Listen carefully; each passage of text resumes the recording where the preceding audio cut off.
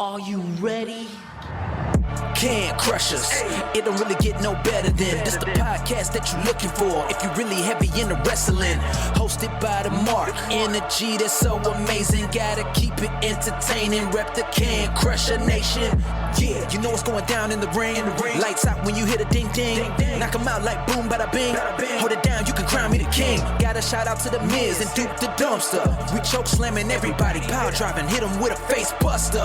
Yeah, this the show you need, and it ain't no need for waiting. Mark, hold it down for the Can Crusher Nation. All about wrestling and keep it entertaining. Can Crushers Wrestling Podcast. Time to break 'em, let's go. Yeah. Can Crushers. Yeah. Can Crushers. Let's go.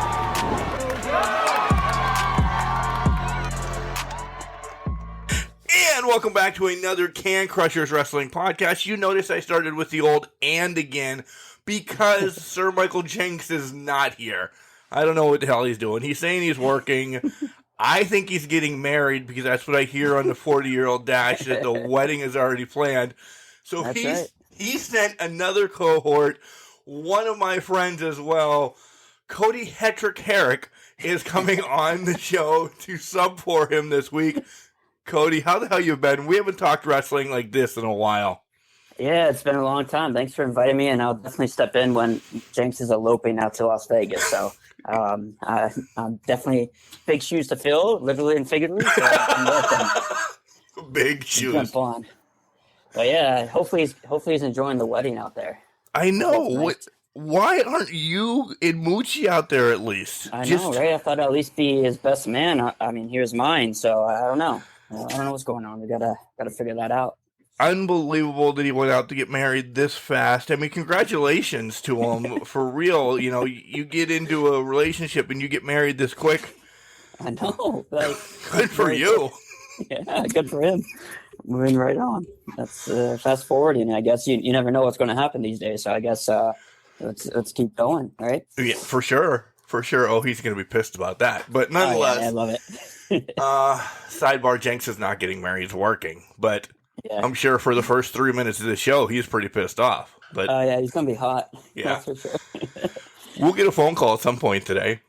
Oh, for sure. Yeah, once it drops, I'm imagining that. So yeah, that's right. I'm welcome to it. You brought it up first, not me, but I played off with it. Yeah. I got broad shoulders. So we've heard about you for a while now, but let's find out a little bit about Cody Hettrick, because the whole Hettrick thing came, I was announcing basketball games the night before, and it's so close, and I don't know, and I was drunk still, I think, too. Right. But your last name is Herrick. It is Herrick. That's right. But yeah, we did have a Hettrick in my high school I graduated with, so that was always confusing, too. And first name, at least you get my first name right, man. I mean, I've been called Corey, Colby, Cookie, even. That's why Jenks calls me Cookie sometimes, so... yeah, at least you got the first name right. I appreciate that. Yeah, you're good to go. So let's know a little bit about you, though. Wife, kid, dog, all of that stuff, and then we'll dive into wrestling. Yeah, I guess just me and you, we met back at Parts Unknown, Sewell City, and man, how many years ago was that now? 12, 13, something crazy like that? Yeah. But yeah, and you're another tie for me and you is you are in the town that my mother grew up and my grandma lived in for her whole life. So it's nice to reminisce about Ridgeway as well. I don't know how much nice Ridgeway is to reminisce about, but yeah. Hey, I miss it. I miss the Ridgeway Carnival. My grandma used to save me little dimes throughout the whole year and do the dime toss when just random glassware all the time. And are you going to bring... you go ahead. Yeah, do you remember that at all? I do remember. I was just going to ask if you were going to bring your family down. Yeah, I'd love to. And then we go to Kane usually every Labor Day. Go camping. My father-in-law has a camp down in Ludlow, and usually try to stop down to Ridgeway to see my grandma's grave. Unfortunately, she passed, but see her grave and her old house and show Kaylin around. The mean streets of Ridgeway, the one main drive there. But the mean streets. Yeah. And we didn't go last year. Our son was just a couple months old, 10 months old. So we'll probably get back down there this year. I'd love to, meet up for sure when we go down there. The dime pitch is still here. They still have it, yeah? Oh, yeah. There's one dude, I remember going with my dad. My dad is very crafty. Like, there's one guy that was giving out 10 for each dollar. And then there's another guy that just gives you a handful for each dollar that you give. So we always went to the right guy and pitched those dimes. And I remember the French fries were so good too, at least back in the day, with some vinegar on vinegar, there. So yep. That's the only place I eat my French fries with vinegar on down Is that there. right? I don't know why. I love vinegar, and I would do it at McDonald's if it was an option or anything like that. But you get them from the carnival. It's just so much better. Yeah, it is. Yeah, I do miss doing that every year with my grandma, my whole family. So, yeah, I need a... When is the carnival down there? I don't even remember. Yeah, I'd have to do that, but... Yeah, last year there wasn't one. No, last year there was one. There was one last year. 2020 probably not, right? Yeah. Have to get down there because it's only, it's literally about 100 miles from where I grew up to my grandma's front door. So it's not too far away to get down there, but... Yeah, that's, a little bit about me and you, a little history. And we fell out like we talked about before in the 40-yard dash, and we came back together recently. So I'm glad we connected and could talk shit about everybody. So I love it. Yeah. And then myself, married with one kid, Henry, and our dog, Hank, living up here in parts unknown with Jenks and Moochie. And like you said, we have a podcast, 40-yard dash. It's week from today, we're filming or recording an episode, and it'll be mine, Mark, and trying to learn how to do the Rubik's Cube under 5 minutes. So hopefully I can do that. Yeah, I heard you have it down pretty damn quick though, but you have to do it with commentary this time. That's right. Yeah, I've gone down pretty consistent, like 2 minutes and 30 seconds, somewhere around there. So yeah, but then I'll have Jenks and Moochie in my ear. Trying to criticize me. So my wife's been practicing and talking and putting podcasts in my ear where I do it to be distracted. So I welcome the challenge for those two. You should have like Henry running around you as well, because that's essentially what Moochie would be doing if he was next to you. Because you guys are you're gonna Skype this and record it, right? Right. Yeah. But yeah, I think you're right. I need to have Henry just go crazy like the little guy he is right now, running around like nuts. So yeah, I think you're right. So you got back into wrestling. I know did you ever leave wrestling? I did, yeah. So I didn't watch it as a kid. Nothing my father did or my brother wasn't into. So I got into it in 2001, I believe, when we moved out to Girard. So I was watching a lot of my buddy Zach Carr at the time, and we watched every pay-per-view, and I just fell in love with it right away, right? It's just the spectacle, and it's hard hitting, and like you, I want to deep dive and learn everything as much as I could about it, right? So what was it, Raja back in the day? That's what I always went to. Yes. On the website and checked out the rumor mills and stuff, and I did fall out of it when I went to college. I didn't really watch, and then jumped back into it. Honestly, your favorite guy and one of my favorites, CM Punk, brought me back in. Was the pipe bomb, right? So I saw that. I thought you were going to say Greg Gagne, because he's one of my favorite guys. I guess it started back up around that time, right? It did, so, yeah.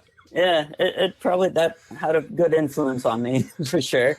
Working at Seawolf City with Greg, we got to go to some pay-per-views just free up in Buffalo. So I mean, I couldn't ask for a better reintroductory. But yeah, CM Punk drew me back in. Again, lost a little bit, and then Daniel Bryan. I remember his 8 seconds of WrestleMania or something crazy like that. Yeah, he lost the title. That kind of got me into that storyline, and paid off, and got my wife into it. Starting WrestleMania 30, that's the first wrestling she ever watched. So, what a way to start off! And wow, I know, right? She couldn't understand the Undertaker losing, right? Oh, nobody. You still can't understand him losing. That's right. Yeah, and then she didn't. That was Wyatt's, Bray Wyatt's, one of the first matches, right? Won a big match that he had. So, and then obviously Daniel Bryan winning at the end, and tearing up a little bit in the corner, so she didn't see me. We were just about a month or two into dating, so I tried to hide it a little bit. But she stuck with it, and she watched a lot of the Revolution we'll talk about here in a minute. But I think she's a wrestling fan for sure. Yeah, now you're solely, I don't want to say you're solely, because you'll keep up on the interwebs and this, that, and the other about WWE, but AEWs can't miss for you, right? Yeah, definitely Dynamite.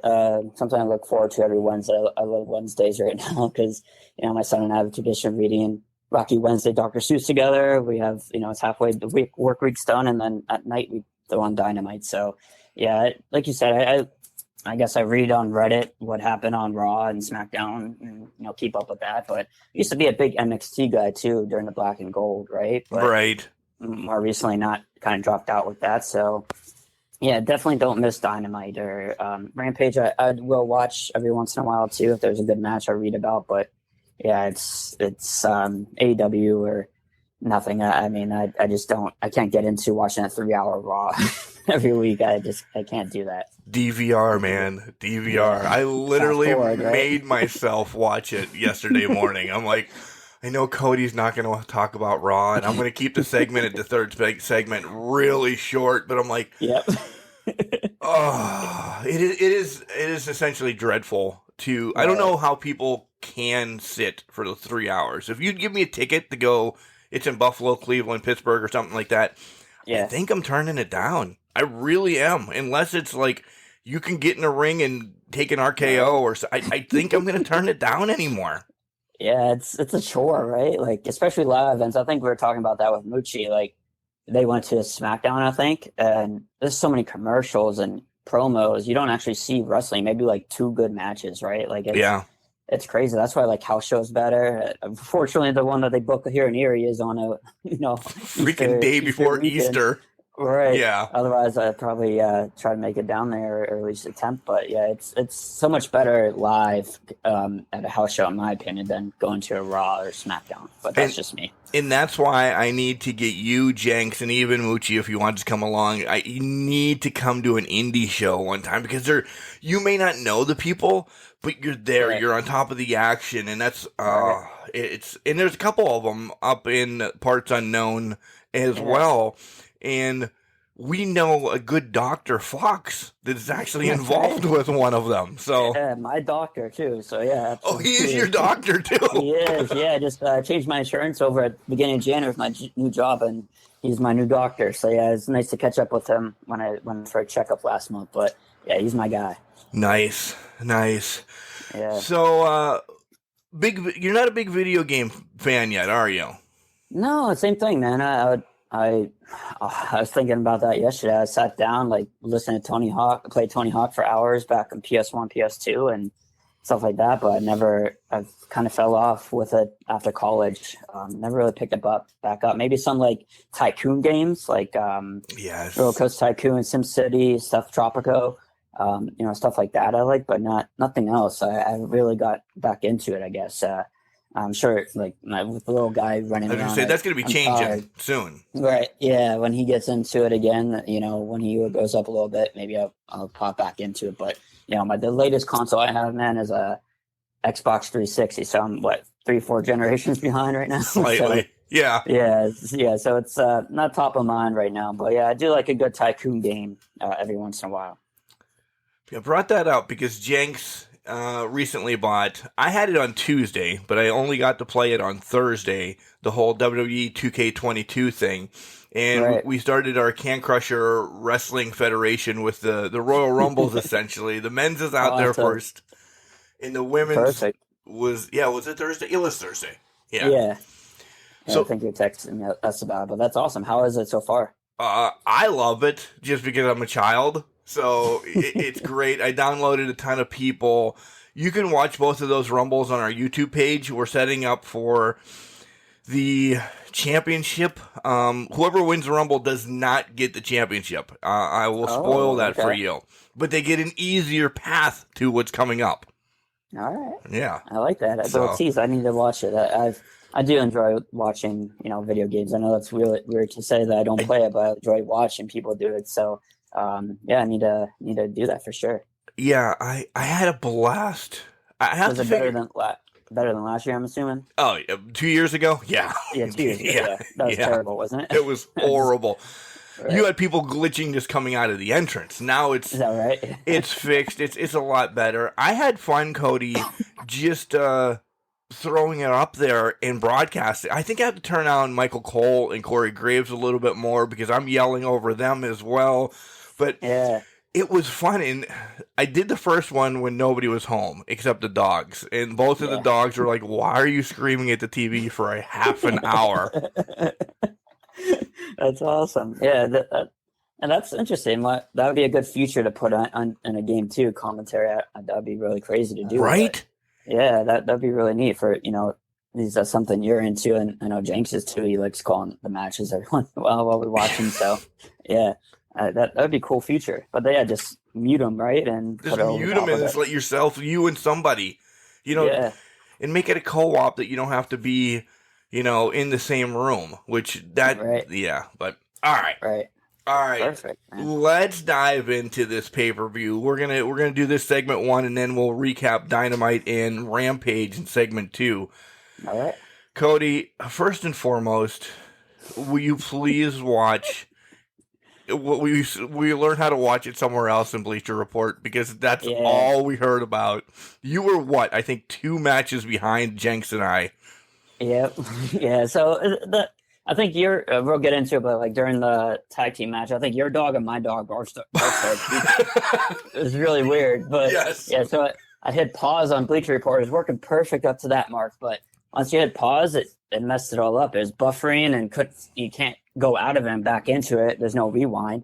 So you're like stuck where they're at. So yeah, it's terrible. And couldn't figure out, there was not an app on my new TV I bought for Bleacher Report. So I did try to fire up the Amazon's Fire Stick, which we haven't used in a long time. And I had to find the remote, which Henry likes to take it and hide. So finding that was a long time. And then batteries didn't work, remote didn't work. And it was just terrible. And then I found out I could order it through Sling after I. Oh, could you really?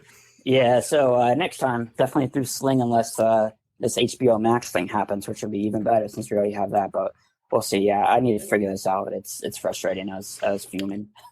All night.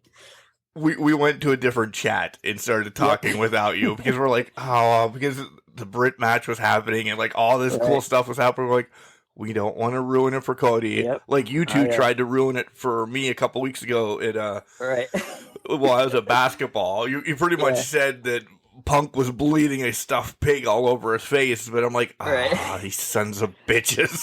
Yep. Yeah, it just sucks when it's like that, right? Like I don't know. Yeah, I need to figure that out because it's very frustrating because that's a part of the whole thing is watching with your buddies, right? And texting if you're 100 miles away and having a good time that way, or if you can't get together, that's the good thing about it is to have somebody to mark out with too, right? Yes, and that's why we couldn't mark out with you because that's all right. This pay-per-view, Cody, there's match of the year candidates on it. There's moment of the year candidates on it. And I don't know how AEW is going to top what they did in this. So it's also an event of the year candidate. Do you agree, disagree?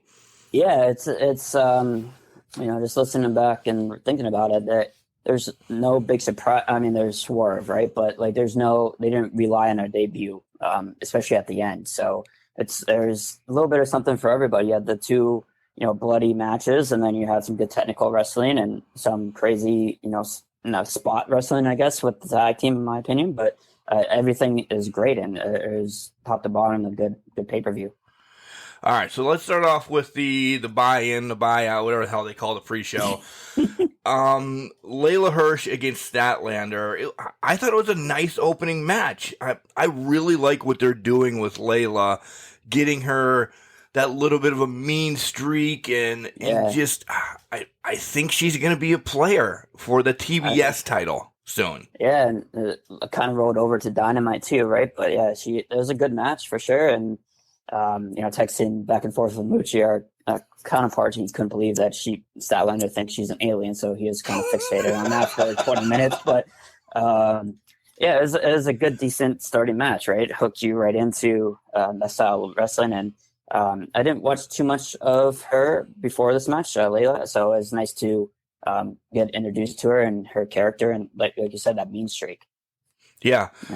Still having some stuff to do with Red Velvet and everything. I mean, we're not going to deep dive into these, but the next thing that came, we heard Kenny Omega's music, and I shot up out of my chair. I'm like, why are they doing this on the buy-in? Holy hell. And then they swerved the hell out of us. And I was hook, line, and sinker from then. All right, yeah, and we'll get into it, I'm sure, later, but there's a couple mentions of him throughout the night just randomly, right? So, like, there's kind of a tease, but, maybe a playoff in the future. But, yeah, that got me too, man. I was ready to go. That's right when we finally got it up and running and had the remote working on our phone, so I was ready to go, and that was the first thing. And, yeah, it was nuts. Then When do you think he comes back? Or we can get that later, but when do you think he's going to come back here? Let's hold that for later, because I think, I don't want to completely. I mean, he doesn't come back tonight. Everybody knows that by now, but he doesn't come back tonight.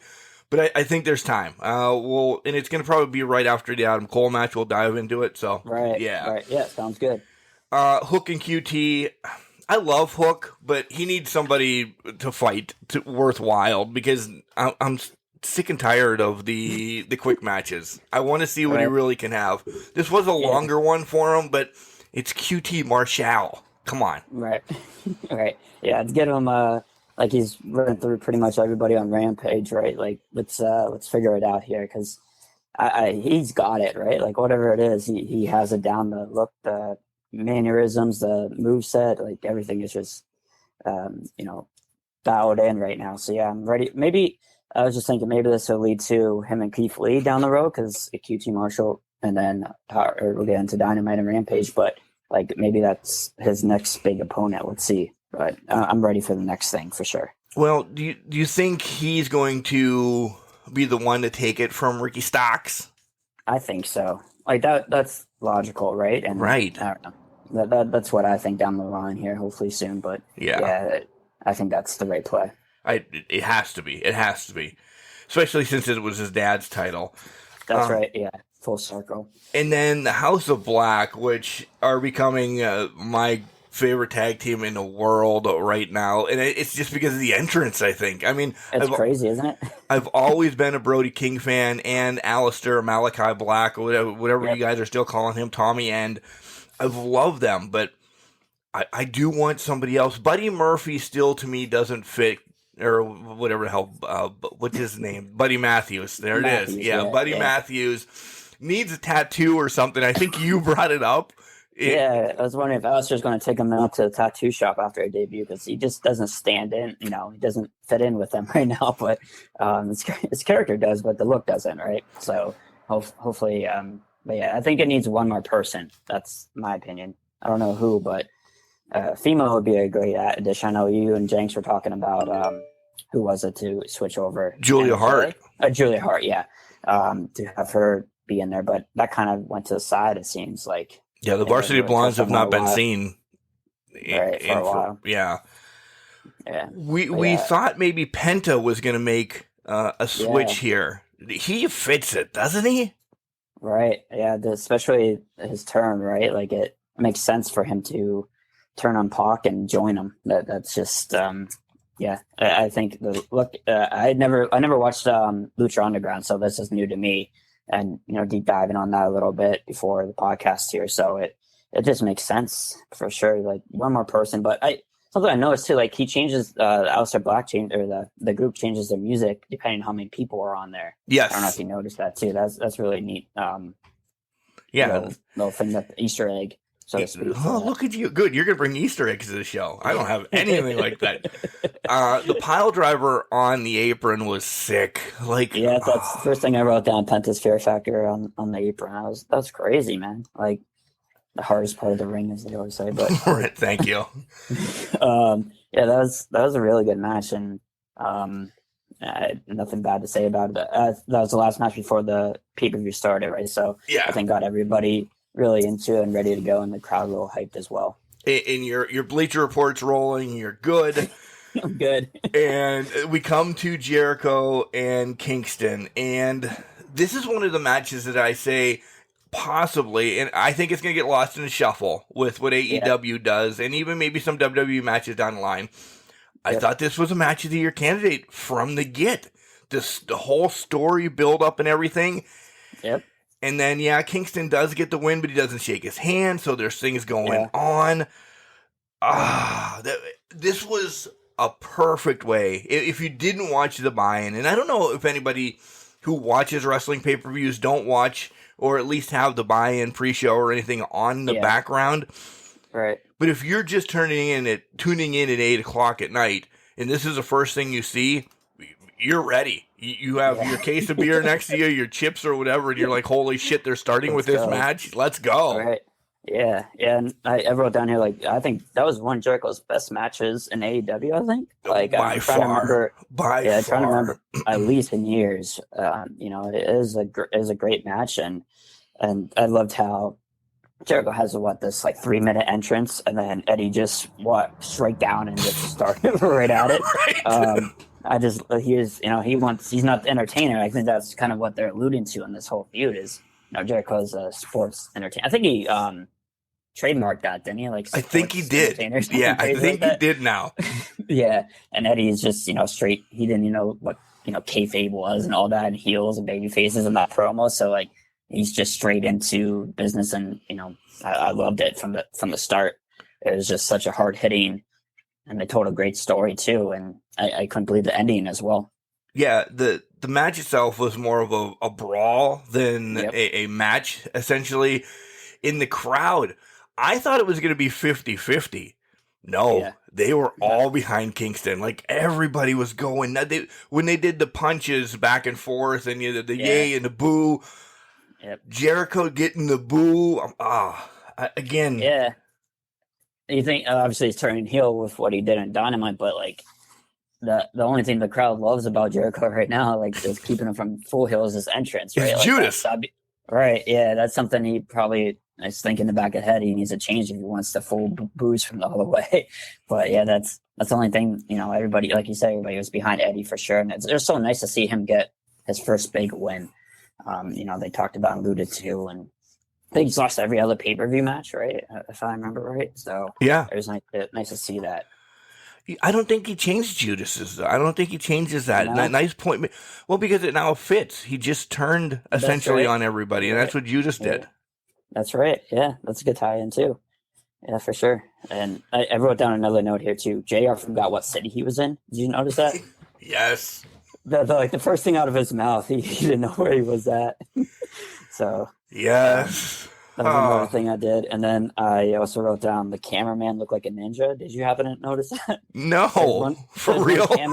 There's two cameramen, and the first somebody pointed on Reddit, like from Dynamite, but he's wearing a full face mask, which is his eyes out essentially. I'm guessing it's for COVID, but like he literally blends in. You just see his eyes. That's essentially it. So look out for him on Dynamite. But I gotta go watch. Now I have to pay attention to the freaking cameraman. No, I didn't. Yeah. That's why. Like, you didn't notice him because he looked like a ninja. Stealth. Yeah, he looked good. So yeah, that doesn't have the note for the match. But overall, what a way to start off the pay-per-view. And this is where it goes to shit, literally, for Cody. Right? This next match, it went for shit. It went to shit for me too. But I kept it rolling. And I said, guys, let me know what happens. It was the tag team title match between Red Dragon, the Bucks, and Jurassic Express. Yep. Good Lord, was this?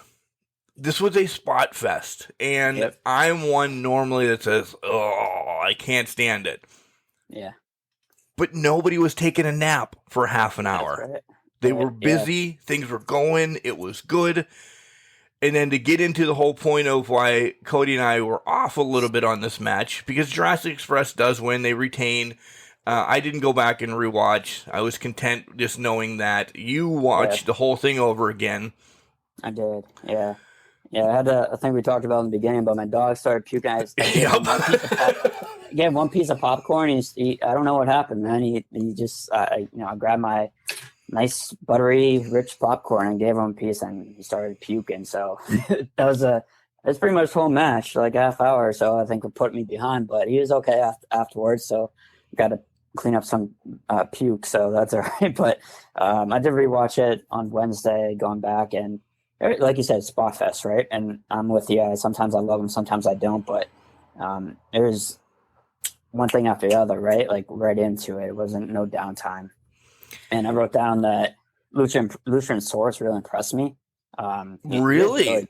Yeah, he's good, but like the moveset, the crowd was behind him too, from start to finish. So that was really good. And the other note I wrote down, like one would I think we texted about this. One would Jungle Boy break away from the tag team scene. Like that's. Yeah, I think soon. as soon as they lose these titles, I think it's not that he needs to, he deserves to, and people want him to. That's right. Yeah, the crowd's really behind the moves he was doing in that are unreal. I didn't realize how good he was. Quote unquote, walking on the ropes, bouncing around on them. Like he is very impressive. So I think he was standout, and the Alliance and that story that keeps going too. I think we texted before the match happened, before stuff went down, that there's so many stories that can come out of this. So I'm glad it's that Red Dragon and Young Bucks feud is still going on for sure. Yeah, that's a feud that's I think going to carry us most of the summer at least. Yeah. I know what All Out is the next one coming in, but I think there's going to be more after that. Sidebar real quick. Cody's dog wasn't the only dog throwing up because Max ran upstairs as well, and I just heard, I'm like, what? Oh, shit. So you run upstairs, and it's already out, so you're like, ah. What did he do? Just eat something too fast, or? Hair. I don't know. Once in a while, both of them just... This is going to sound gross and disgusting, but they both lick each other, and they're both long-haired dogs. Shit just gets intertwined, and hairballs, Yeah. I gotcha. So... that's just really weird. We both had that same instance right away. That's nuts. But yeah, I paused it and started back up, and that's where the trouble of buffering again with Bleacher Report happened. So kind of went downhill for me there with that, but overall great from that point forward too. Good match quality. Yep. Next up was a Face of the Revolution, and essentially Jenks and I have been telling everybody, and you were on board with this too, with your picks, that this was Wardlow's match to win. There was no other way. You could have thrown anybody else into this. It all mixed into that MJF storyline that he said months ago. Yep.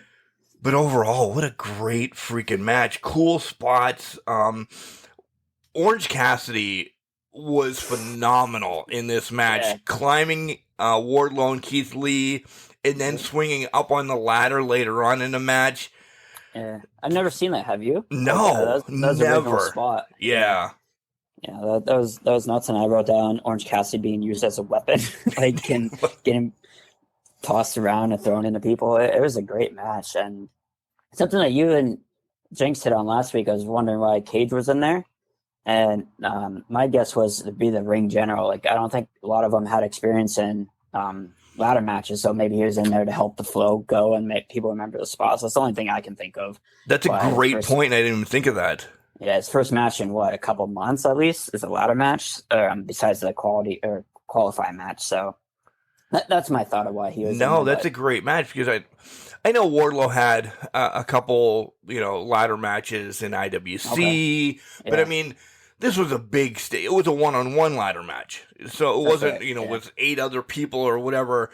So there's got to be somebody kind of barking orders quietly and through the Carney language that they use in wrestling. Essentially, they all say that, the Carney language that they use in wrestling. So that's a great point. That really is, Cody.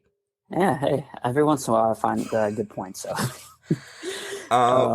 we were figuring out where Danhausen was going to get thrown into the mix of this, and he puts the curse on Starks. And do you think Wardlow almost broke Starks' neck, or did Starks sell it that good? That was I don't know. That was really rough. It landed really, really, really, really bad. So I don't know. That's one I wrote down. Wardlow's powerbomb spot. Like that was rough, man. I'm glad he, like everybody said, he was okay, but Orange Cassidy came out with a sprain, right? I don't think it was broken. His arm. It's sprained, yeah. So I'm glad he is okay with that, but kind of fits his character, like in the brace, and looked normal on Dynamite. But That's a hard hitting match, and the other thing I loved was Wardlow just telling Keith Lee to get down from the ladder and go at it like that. Right. That was a good spot, and then having all the big guys, three corners, but facing each other too. I think Powerhouse Hobbs is coming to his own too, and gets a little bit further down the line of Rampage. But it was a good overall match for me. I loved it. Do you think? And I get this from a couple people, just that are random wrestling fans every once in a while that do dabble in AEW because it's still new to people. Do you think there's too many factions in AEW because of the Team Taz, this and that? Everybody's got to have a friend. Even Moxley now has a friend, and we'll get to that. Right. Has two friends essentially. Right? Yeah. I thought it was at the first when it was doing, but I think it all makes sense, right? Everybody has how many times is there a post-match beatdown, right? It happens a lot, and they don't tell us blow off every month. They have it going on for a little bit longer too, a couple months until the next pay-per-view. So you have those built-in feuds, you tag teams here and there, and that person feuds with the other person and the main members go at the pay-per-view. That's kind of what I get, but I could see a little bit. But there's some fractions that are definitely lower tier, right, compared to the top ones. So, I think we'll get to later, but I don't care about the Andrade and not at all Matt Hardy. I'm so happy that's over with. We'll get to, but I got that fraction I don't care for at all. But that I guess What about you? Do you think that's too many? I do. I actually do. As I watched it during this and then just some stuff this week, I thought, man, that these people are kind of right that. I'd like to see Hobbs by himself. He can be a bastard by himself. He could do, but I don't know. I think it's the youngness of some of these kids. They're less than 45 years old, so I can call them kids. These kids, so maybe it's a way that Starks has been in the business for a long time. So maybe he's the one that was set to groom Hobbs. And then, you have the other ones, even Hardy and all those other schmucks in that your favorite alliance that are grooming Private Party, and now they're ready to go by themselves and stuff like that. So I see it both ways. I don't think we need to see all of them every week. And then there's times that I think, holy Christ, it's a faction freaking week, and that's all we're getting is faction. What about this lone guy, aka where the hell is Miro at?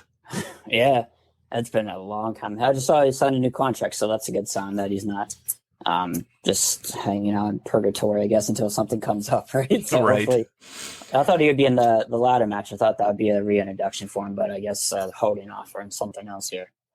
Let me spin this to you then.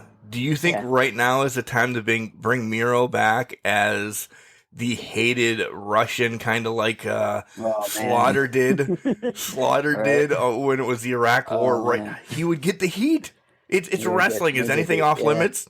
Right. Yeah, that was his first gimmick in WWE. Right, he came out in a tank against John Cena. Yeah, going back to that, and he quickly lost that Russian heritage, right, to Bulgarian, I think. So I don't know, get that back, but that'd be crazy. That would sure get some eyeballs on the product for sure. If you're going for that. Yeah, we get this I didn't know about. We got Shane Swerve Strickland signing with AEW, and I think that's going to be a good move. I really do. I think he's going to be a player in the whole TNT title soon, but. Do the rest of them come then too? Right. I hope BFAB does. Yeah, Tony kind of gave that away. Did you see that? Yeah. The sheet had Swerve right on top of it, facing the camera before he's announced. But I didn't really watch too much of his run in NXT, and watch a little bit of when he got called up to Hit Row, right? So, was he champion when he was let go? No. Or did he lose quickly after that? He lost quickly. And then he was let go. Yeah. Because I've watched a couple of his matches, and he's pretty good. So like you said, at that TNT level type of tier, I think you're right. Next up, we get Jade versus Ty Conte for the TBS Championship. Yep. And it was great to see -1 hanging back out with Anna Jay. More on Anna Jay here in a minute. Do you know where I'm going with that? Because I think so. Okay. Yeah. Oh. There was a lot of shots fired on social media this week as well Very between much. Anna Jay, Ty, Sammy, Yep. Jungle Boy. Yep. Whoa. We'll get to that.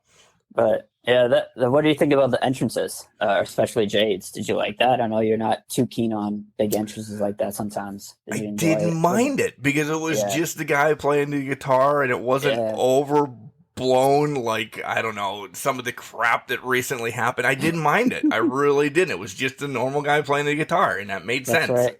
Yeah, and he killed it. In my opinion, he shredded it pretty good. And man, Jade just has the look, right? Like I don't understand. I was listening to her podcast with Jericho. She tried out with WWE a couple times, and they just didn't get her with traveling and stuff like that with her family. Said, WWE is your family now compared to her, her husband and kids. So, man, I think they missed a boat on her big time by bringing her over. I do. I do too, but I'm glad they didn't because I think she's open to do more like this. WWE would have had her have been, and no disrespect to Beth Phoenix or something, she would have been the new Glamazon that we've already seen before, and it would have been stale real quick, where I like how she's not, and I'm not saying she's not good, but she's young into the business, and they're allowing her to grow, even building this undefeated streak that there's times she wins by luck that she wins. So that's right. Yeah. I thought that was my favorite Jade match in a long time. I don't know about you, but she looked really good and bust out the new frog splash, which is pretty solid too, to win it there. So yeah, that was definitely my favorite of her matches recently. They had a little clip. They kept showing Huskus Lambert and his crew and Paige. So let me spin this on you now. Paige is now essentially signed with AEW. Yeah. Is Paige going to be the one that takes this title off of Jade? And because we here, including you, think Jade is ready for the heavyweight championship run now. So we need to get this TBS title off of her. Paige would be a perfect person. She is going to be, and I know WWE did it first or whatever. Yeah. Paige is going to be their Ronda, essentially. Submission queen, hopefully. And yeah, I'd agree with you. There has to be someone big like her. I guess she's going to start with a different feud we'll get into later, start off with. But I could see her be the one that takes that streak. I mean, I can't think of anyone else. Right? that she's ran through the gamut of people. I mean, how did they rebuild somebody?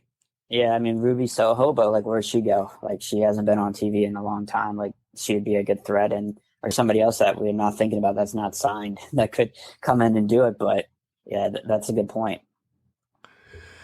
Next up, we get to the nitty-gritty matches. I mean, these next matches are unbelievable. And CM Punk and MJF. First and foremost, MJF came out to Punk's music at first. And I was like, that son of a bitch. We had a lot to say about that, Jenks and I, and we knew you weren't anywhere close, so we didn't even bring it up. We're like, oh, mind games. But then Punk returns it and comes out with this ROH stuff. Great tie-in. I don't know if this was... Clearly, it was planned after Tony had bought an ROH the week before and everything. But even if he didn't buy it, it would still make sense that Punk comes back and goes to the dirtiest part of his life or whatever you have to say. This match did surprise me, though. This is, right now, for me, moment of the year at the end when Wardlow comes out. There's nothing, because there's so much building up on this from that little moment, and I'm like, holy shit. Yeah, that's kind of why I don't, you talked about at the beginning, WWE not watching it too much. Like, there's no long-term story playing out, right? Like, this has been going on for months, and Wardlow for 2-3 years now has been his henchman, and just, whenever a long story, there is always a good payoff, right? And that's what I love about AEW the most, for sure. Yeah, the match itself was unbelievable. Blood from essentially start to finish. And the great use, it wasn't overused, the dog collar, but it wasn't just there as a prop either. They both used it back and forth when need be. You know, you had the choking moments. I think it's one of the Piper Valentine dog collar match to me is always going to be the greatest dog collar match. If you haven't watched it, it's out there. Go and watch it. Yeah. But this might be number 2 now. And I know it's because it's fresh and people are like, oh my God, you're such an AEW Mark, blah, blah, blah, blah. You're a Punk Mark. Cool. Call me whatever you want. My name is Mark. My mom duly noted, named me this, so cool. I don't care. But it's up there. It's gotta be. It was phenomenal, right? Like from start to finish, and there's a way. I don't think it's going. I don't know if it's going to end with it too, but like it was great. Like you said, tons of blood in there. If you like that type of thing, and I do when it's needed. I do. When it's a part of the story, right? Like it all makes sense when to bleed in. The storytelling is just incredible. Like the wrapping the chain around his neck again, like he did at Grand Slam, I think it was, or no, in Chicago, when he did that to Punk and beat him twice, like the first time. So it all wraps up together, and selling the hand as well. Yes, like incredible. Another thing I wrote down too, Excalibur is just so good at picking up on those little things and tying it back and wrapping everything with a neat bow on it, right? Like he just notices everything and picks up on that stuff. He's definitely a top tier commentator for sure for me. I'm glad you said that, because there's always a lot of people saying Excalibur. I think he goes overboard when he's naming moves once in a while, that this was a suicidal, homicidal, genocidal move. Yeah. But he does have, and I know he's got time and they're facts fed to him and everything, but I think he is the perfect person to do that. I don't ever remember him in the ring, or am I ever looking for him in the ring? Whatever he did in the ring, I don't care. Yeah. His shtick right now is to be that guy. And you're right, Cody. To me, you're right, that he is the perfect piece. Because JR, yes, is the lead, I think, but let's face it, JR's solid days are behind him. Okay, I'm glad you said it first, because that was one of my notes. Like, he just, I don't know, man. He's losing it, as you said, like, unfortunately. But yeah, Excalibur is definitely leading it for me right now. So he drives the show, essentially, I think, in the story. Yeah, and Tony does everything. He's on the match, but he's also the guy that goes in the ring and everything. So I think the parts are perfect. I think it's just JR as that we still have Jim Ross. And I think when JR's contract is done, they shift him. We've heard of talks about him being shifted to the back to do more of the behind the scenes interview where they can be really scripted. And I think maybe that's what JR needs, really scripted stuff right now. I'm not saying he should just leave wrestling. I just don't think it's a better place for him. Yeah, the AEW style does not mesh with him right now, and I've shit on him before about this, that, or the other, but now I'm not shitting on him. I just think he needs to step back and do VIP stuff and things like that. I like what they did in WWE near the end. We just brought on big matches, right, to add that gravitas to it. So like I think that would be a good thing. Like backstage interviews, like his sit downs are amazing when he does that. So. Yeah, I'm with you. I'm glad you brought it up first, but that was one of the things I wanted to talk about too. I didn't want to throw out the hot take there, but yeah, I'm with you on that. Just I like Taz better in that role, in my opinion. But there's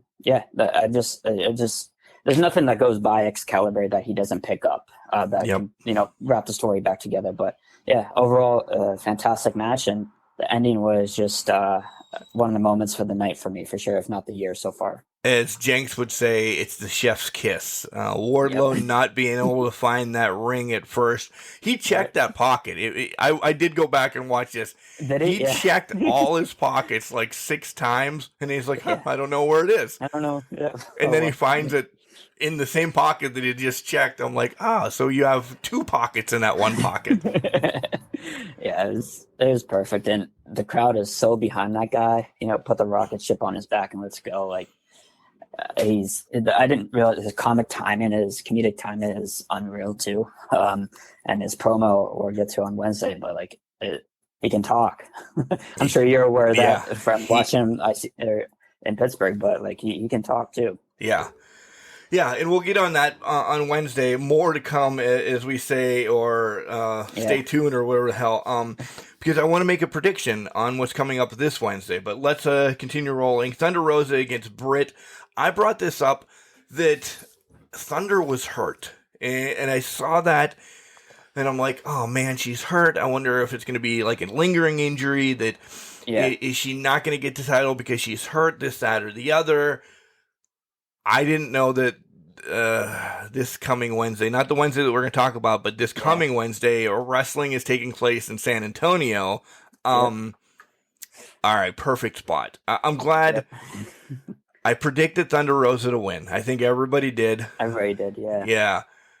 But it's a perfect spot for her to win now. And it also gives that extra momentum that they're going to throw it in the cage. Britt being a bitch, just essentially saying you're there's heat. I think there's true heat. I posted it up. Go ahead. Right. No, I'm with you. Like I wrote down who's going to take it off her, but I think we know now when it's going to happen and how it's going to happen. So yeah, that's a big note from that. Like I think the crowd wanted that right there and then, but like you said, I don't think we knew that 2 weeks later it would be in San Antonio. So it all kind of makes sense and story pays off as well. So I'm with you on that. Shout out to two girls that were in the front row during this match, just going apeshit crazy for Britt Baker. You actually, if you listen close enough, you can hear Megan Nelson from IWC saying, "Let's go, Brittsburg!" Oh, really? Yeah. And the former dime piece, now known as Julia Lynn, both of them were in the front row. Oh, okay. Yeah, they were awesome. all right there in the corner. They actually got in the House of Black match when they were thrown into the railings. I think it was Buddy that got tossed over right beside them, that you see Megan grab her beer and just haul ass out of there. Yeah, so okay.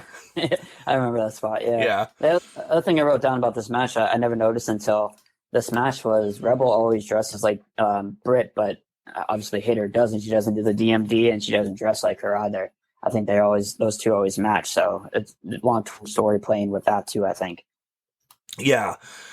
Again, I want to make predictions for this coming one, but we'll hold off. I thought this was great. I thought that they didn't really mention anything a lot about the hampering injury, but Rosa did look off a little bit. Just a skosh, I'll put it that way, that maybe it was lingering or something, or maybe they just fucking fake this all out. And this is perfect. And we're buying hook, line, and sinker into this. Again, another great match. Yeah. I'm with you. Yep, great. Danielson against Moxley. I have to give credit where credit is due. It wasn't a flying headbutt or anything, but on the outside of the ring, Jenks predicted that they were both going to crack heads and they were both going to come up bloody. Good job, Jenks. He predicted that? Yeah? He did. He went back and said it would be awesome if they both kind of like a flying headbutt and they both bleed at some point. They did it outside when they ran into each other. I think Danielson struggled to get some blood. Yeah, he wasn't as bad as Moxley for sure. No, but Moxley looked like he took a shotgun shot to the head. Sorry, that's a bad thought, but that's the first thing that came to my head. I'm like, holy Christ, he bled that much from bumping heads. Right. Yeah, it was a hard-hitting match. First thing I wrote down was like slaps. The slaps landed hard both ways at the beginning, and it was a crazy. That's exactly what I wanted out of that match. Right. I don't know about you, but that's exactly where I wanted that to go. Yeah, I also didn't know that I wanted Regal to show up either. Oh, that man, was probably one of the moments of the night for me. Just come in and beat both of their asses, saying, "Hey, stop it! You two are better than this." Right, yeah. With the unexpected finish too, that kind of came out of nowhere for me. Kind of got one, quick over on Danielson. So, then they just kept going to war. But Regal coming out without just moseying his way down to the ring, and like a proud father just getting everybody back in line. So I'm excited with that angle to it. I think that was really awesome. Unexpected. Very unexpected. Were you surprised that Moxley won? A little bit, yeah. I guess the whole thing was Daniel. You did it. Good for Danielson was going to. I don't want to be like Jenks. Danielson didn't need to win to have Moxley join him. He just needed to bleed with him, right? That was the story. So I guess that's maybe the reason why they went over there, and that could be leading to the end of this faction in the future. Having that quick win over him and tie it back that way too. Yeah, don't eliminate this faction yet. This is a faction that I actually love Same here. Yep. Compared to the next one we're going to talk about, Hardy and Cassidy and Andrade against Sammy, Darby, and Sting. I didn't know that this was a go where the hell you want match, first and foremost. It was never dubbed that in anything. Yeah. Crazy spot. 60-plus-year-old Sting flying off of. Jesus, man. That. Yeah. This was actually good, though. It was unorthodoxly stupid good. I'll put it that way. Because I wasn't expecting much from this match. And then I got more. They're in a tough spot, right? Before the main event, right after the Moxley match. So they probably just went like, let's screw it. Let's go for it. Just do as much as they can in a short amount of time that they got. I think that's kind of the thing. But yeah, I was not invested in this match when it was announced, but I definitely enjoyed it from beginning to start, or beginning to end. So the Spanish Fly, I love that move, and Sammy doing it off the top of the stage there, that was crazy as well. The Spanish, that's where he hurt his back, right? Yeah, on Wednesday, or on third, yeah. The Spanish Fly is actually my finishing maneuver for my gal on 2K. By the way, her name is Tiffany Valentine. The urban, that's a good name. Urban. What the hell is she? The urban what? I don't know. I played it until 3 o'clock this morning, or 2 o'clock this morning, and then it became 3 o'clock really goddamn quick. The urban commander, the urban gladiator, I don't know, something like the urban something, and she comes out kind of comes out dressed as like Shida, not Hikaru Shida, Kushida. I'm sorry, from NXT. You might not know him. Yeah, I remember him. Yeah, he's got the vest and the jeans, but her finishing maneuver is the Spanish Fly, because I'm like, I do love that. I love that move. Yeah, it's so fluid and nice. But yeah, I wrote down, Sting. Could you do that right now? Like, I'm like 10 years younger than you. There's no way I would do that. I couldn't do it 20 years ago. So right, unbelievable that you did that. And the other thing I wrote down was Hardy kind of rolled out of the way of the coffin drop. I don't know if you noticed. Yes, that. He didn't. He did not take that at all. His head hit. Excalibur did try to sell that. His head hit him. His head hit him. No, he didn't hit anything. Yeah, he definitely moved out of the way on that one. But perfect storytelling there too, Cody, is we're sticking with stories that Hardy took the loss, because that leads to Wednesday then. Yep, absolutely. Yeah, that a good way to end it. But yeah, I think the first thing I wrote down is get Andrade away from Hardy, and I think obviously on Wednesday that happens. But yeah, it was a good match, and I was very surprised by it for sure. I want Andrade completely by himself. I don't want him with Private Party or anybody either. I'm with you 100%. Yeah. Couldn't agree more. Yeah. Main event time, it's Adam Cole, baby, against Cowboy Hangman Adam Page. And first and foremost, this is the first thing I said. Why the hell is Adam Cole wearing Halo stuff? I understand he's got his Twitch and everything. I hated. Is that the reason why, you think? It has to be it. I don't know. I hated that freaking jacket. I hated it. But on the side note, on the other flip side, I love that Hangman repping the LGBTQ stuff. Yep, absolutely. I support that 100%. Everybody knows. But I guess some people marked out. AEW is built a lot around video games. I mean, Cole plays, the Young Bucks play, Miro's play. So cool that they let him do it. I'm just not a Halo fan. And I was like, God damn it, Cole, wear something better. Yeah, it was kind of taken back by that. So I figured that's what it was. I'm not, I guess we talked about in the beginning, I'm not a big video game fan, but I figured it was something related to that. And yeah, I wrote down Paige wearing the rainbow tassels. He did on Wednesday too. They're still in Florida, so I'm glad to see that too. He's the man of the people, it seems like. So that was awesome. And the first thing I wrote down was JR thinking it was a new belt. Did you catch that part? When the new belt was the women's belt. Yeah. Yeah. That was something I wrote down. But yeah, I'm with you. Good way to start it off for sure. I love the "Let's Go Adam" chant. Yeah, I wrote down too. Yeah. Let's go Adam. Adam sucks. Yeah. Let's go Adam. Adam sucks. Wait, what? Who? Wait, what? Right. Who the hell are you rooting for? Yeah. Yeah, it's very clever. There's a couple more of those, but I wrote down those two that you mentioned too. I think they had one more, but yeah, that was a good job by the audience for sure.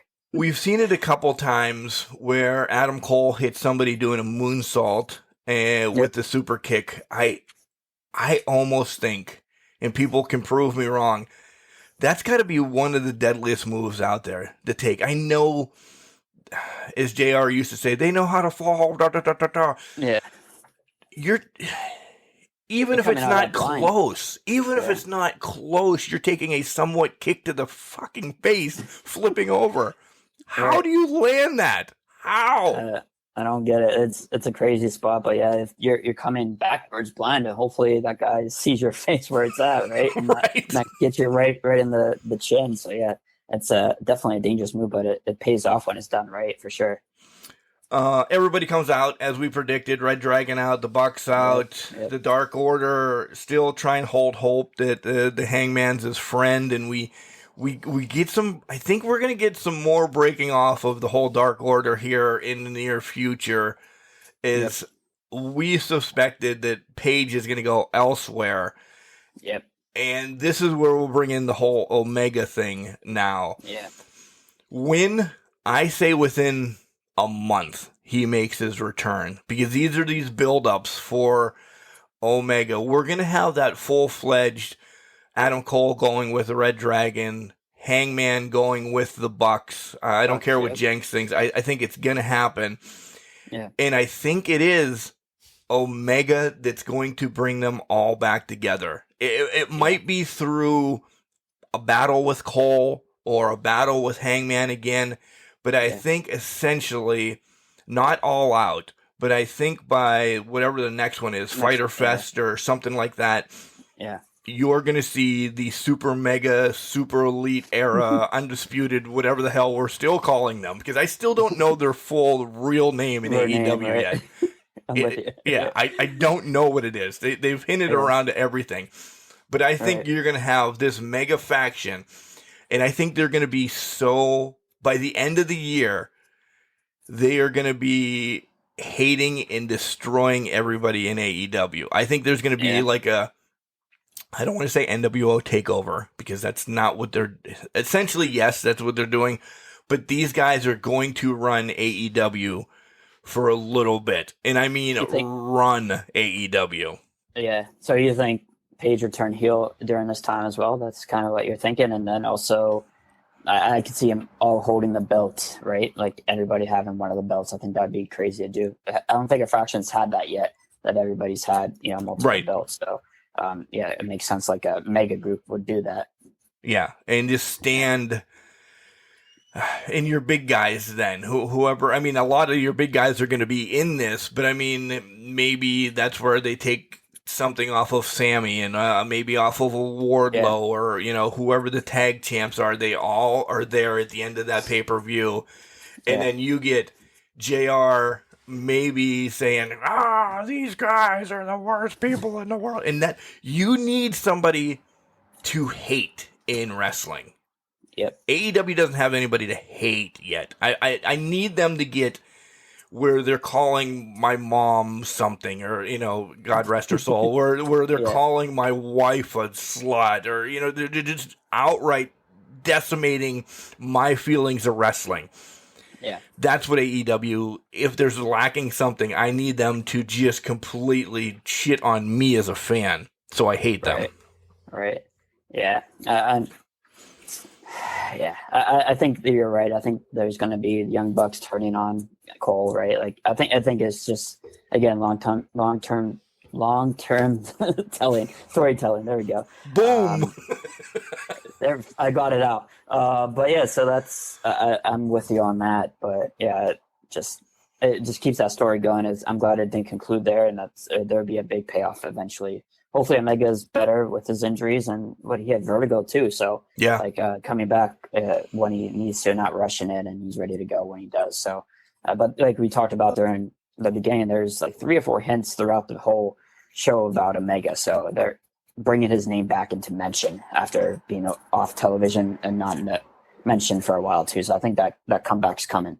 And are you excited? I mean, I gave you my thoughts. Are you excited to see him come back? Because when he left, everybody was like, "Oh, okay, good. We can take a break of Omega." But it's nice. Get ready, sappy time. What is it? Being away, the heart grows fonder. The heart grows fonder. Right? Yeah. You miss him when he's gone because he's part of this. You know, he's part of this whole AEW experience. Essentially, that I know we're going to say 2 years, 3 years, or whatever. We grew up with him, and for him just to go away for 6-7 months, you miss him. These are great returns. Then, yeah, after a great run too, right? At top for a long time, carrying multiple belts, multiple promotions, main eventing multiple pay-per-views. Like, yeah, it was nice to get a little break. I think something Masked Man shows a podcast I listen to a lot, and like an off season for some wrestlers to take a couple months off because when they come back, they're ready to go. They're in better shape than ever, and have that rejuvenated a little bit, right? Like it's needed every once in a while, especially with injuries, to get better. But yeah, I'm ready for him to come back and get in the middle of this feud here, and maybe he's, like you said, the one glues them together. He turns and pairs up with Cole and goes against Paige again. Like, we don't know what's going to happen. That's what I love about this whole storytelling with AEW.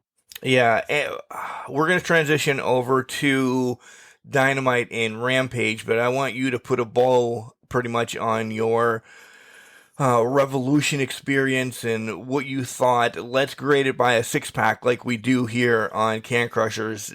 Mine's a 6, Cody. I'm giving it 6 beers. I'm with you. I think I say this every time after a dead pay-per-view, like, how can it get better? But each pay-per-view, they top it or at the same level. So I'm with you. Last one was 6, so this one's definitely a 6 for me too. And just I'm always looking forward to 3 more months away, and we have another 2.5 more months, and we have another one. And I can't wait for that. So I'm always looking forward to it.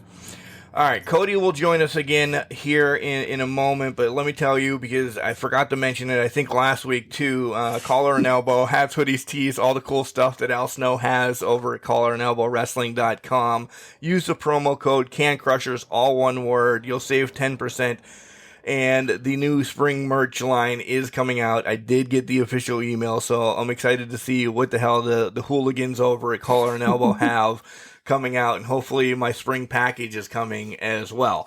So, all right, here comes Al Snow to tell you about Collar and Elbow. When we come back, we'll deep dive into Dynamite and Rampage. I'll get Cody to make some predictions as well about the upcoming shows. So, yeah, and you also leaked something that I wanted to talk about, time off. And it's going to lead to one other person, I think. So, are you ready for that? I'm ready, yeah. Good tease. Wrestling. A love and a passion we all share. I've started a wrestling brand. The wrestling brand. A brand founded on the aspects of wrestling. 2 entities working together to create a product that connect emotionally for people everywhere. Collar and Elbow is the brand. Passion and love for wrestling is the drive. I am Al Snow, and this is Collar and Elbow, the wrestling brand.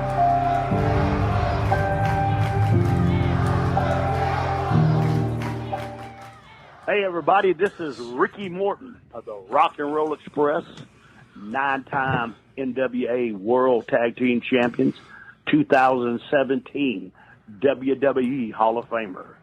You are listening to Can Crusher Wrestling Podcast. And welcome back, because Cody can't even say that, to Can Crushers Wrestling Podcast. During our break, I said, Cody, do you want to bring it back? He's like, I'm not as good as Jenks. Have you heard some of Jenks' comebacks? Hey, Jenks is pretty good, though. Like, he does our entrance on 40-Year Dash, so he's got a kind of a pro on that with the voice. I don't have my cockles warmed up, so I can't do it that justice for you. Oh, all right. Your cockles are not warm enough yet. That's what your issue is. That's it, right? Let's go with that. So, Cody, we didn't allow you to call the hotline last week because...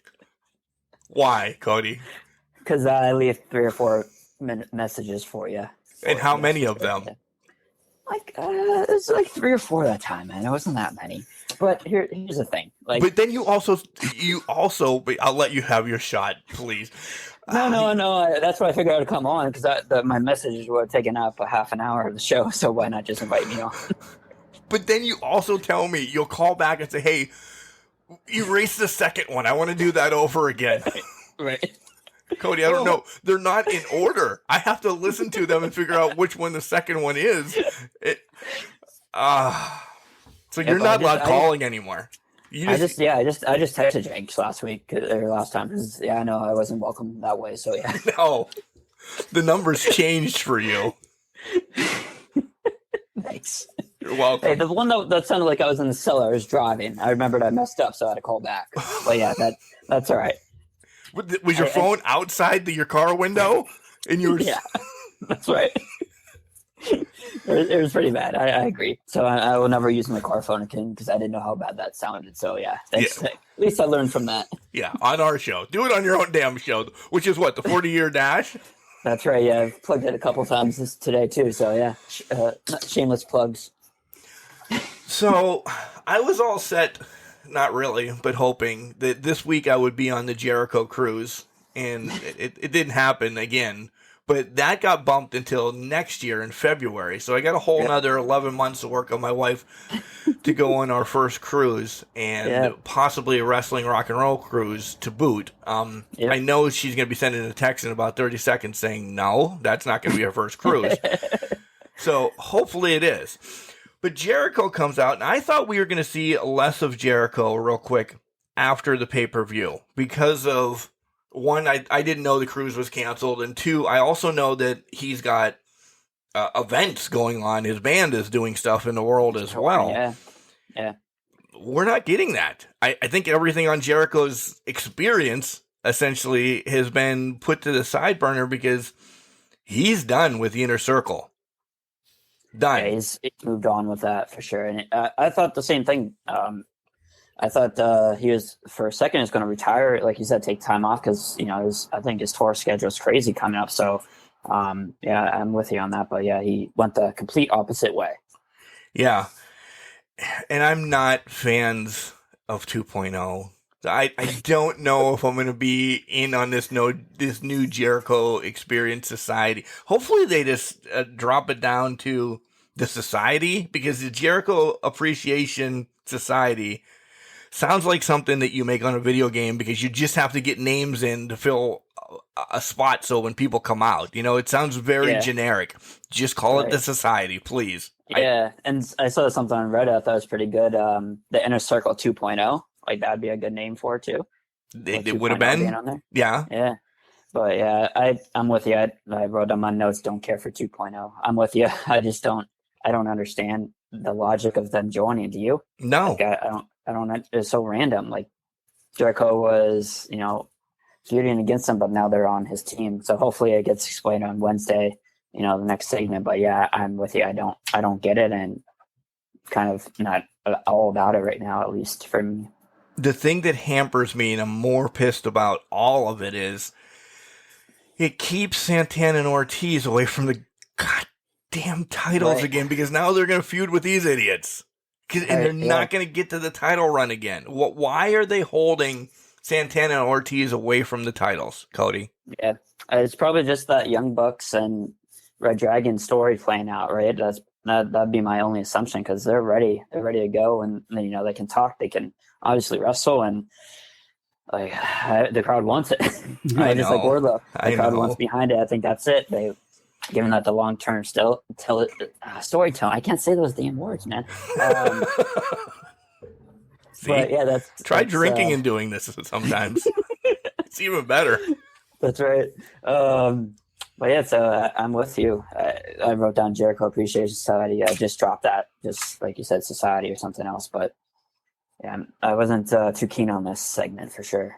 So do you think Santana and Ortiz officially joins Kingston now and gives him some... Yeah. Right. Like they're trying to make men's meet after the pay-per-view, right? Or maybe it was Wednesday before. I can't remember. They shook hands, but and Jericho just crossed him again. Like you said, Judas kind of plays into it. I think you're right about that. So, maybe I know I saw rumors of like a trio championship. What do you think about that? Like that. They're going to bring that over from ROH. That's going to be one of the things they bring over. I always put it back to the old NWA when it was Dusty Rhodes and the Road Warriors, or the Russians had it or something. So it's like a 6-man championship. Yeah, I'm in for that, because it keeps some of these, again, we're going to stay with factions essentially, I guess, this week. It keeps some of these factions relevant and gives some of the ones that aren't doing anything at least something to hope to get in their quest to stay relevant. Yep, I'm with you. It's maybe that could play into the Young Bucks and Red Dragon too, like trio fight over for the trios there too, with Cole and Page being the center point for those two. That could be another issue. But yeah, I think another title was needed for all the fractions, like you mentioned. But yeah, maybe that's where we're going with that one. Dante Martin gets a championship match against Hangman Page. And all right, I understand we're going by the whole ranking systems, and sometimes the rankings don't make sense. Look at college football. Look at college basketball. I mean, come on, it's bracket. It's Selection Sunday. Right. Are you doing a bracket, by the way? I probably will. I usually do it every year, but I haven't watched a single college game this year, so that's probably better for me, because when I pay attention and try to do it that way, it doesn't work out too well. So maybe not knowing things, that will help me. What about you? You're going to pick my colors this year then, huh? Yeah, maybe. That's what Moochie has.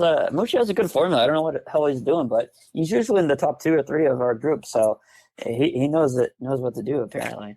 Yeah, I'm going to do one. I've sporadically watched basketball games this year. I think these last 2 weeks of being around basketball so much, I've watched some more college as I'm broadcasting or something. I at least have the little ticker up to see what's going on. So, yeah. But Dante Martin getting a heavyweight championship match, come on. It's very random. What, President? Like, yeah, the first thing I wrote was, what? Right, yep, random title match. What happened? Like, that's what I wrote too. Like, I understand the rankings, like you said, but at least build it up a little bit more, in my opinion. But maybe it was just to get him, because he's number 1 ranked, to have him fight and then be down in the tag teams again because his brother came back, right? Maybe that's the reason for it. That's essentially, I think, the reason because people do live and die by these rankings, so they want to knock him out of the rankings. But the story was also Adam Cole coming out and saying, hey, you might have beat me then, but let's have a match. And I thought, holy shit, we're going to get another rematch at St. Patrick's Slam or whatever. But he's like, nope, you go find people and I'll go find people. Yeah. And I'm like, okay, at least we're going to build back up. So I think we do get another Cole Hangman match down the line for the title. Yep, I agree. Yeah, probably at the next pay-per-view. That's only a couple. They probably have another special, Wednesday that they do too, somewhere down the road. But yeah, I think it warrants maybe one more, right? And it keeps that story going, as we mentioned. So, and I like him hinting that the Young Bucks are going to pair up with him instead of Page. So, leads into the later segment. But yeah, overall, good match. I am always impressed with Dante. He can fly around the ring like crazy in the end sequence. The moonsault into the buckshot was really nicely done too. So, I'm excited what he can do in the future as well. So let's skip to that next segment, because you have Cole, the Bucks, and the Dragons all in the back, and Cole then essentially, they're bickering a little bit, but Cole then takes Red Dragon, and the Bucks kind of look a little bit short-handed again. So we're like, oh man, maybe Paige is going to select then the Bucks and go rekindle whatever they have going. Yeah, right. But we find out he doesn't, because again, he has taken Jurassic Park Express. Jurassic Park Express. But yeah, and that led to Dark Order being pissed at him too, right? And right. They're all about it, like who's Johnny Hungry was going to join with somebody. But yeah, it's has that story going. He has, multiple branches off of the same story, which is awesome. But yeah, I'm with you. Did you notice they dropped the name Jungle Express? Now it's just Luchasaurus and Jungle Boy. Like they kind of got rid of that name. Yeah, well, they did it in WWE as well. And you brought it up during our break, guys. We're not skipping over that Big E broke his neck, and he's going to be on. I was going to talk about that in the WWE segment a little bit, but I'll give Cody his thoughts. So well wishes to Big E getting better. Yeah. But they did the same thing with New Day as well. They announced them as Kofi and Big E, or Kofi and Woods, or whatever. Oh, is that right? Yeah. There's no more. They have the New Day stuff, but it's not the New Day. They're dropping tag names now. Yeah, that's really strange. I don't understand that. I don't either. They've been a group for what, 25 years? Yeah. Right.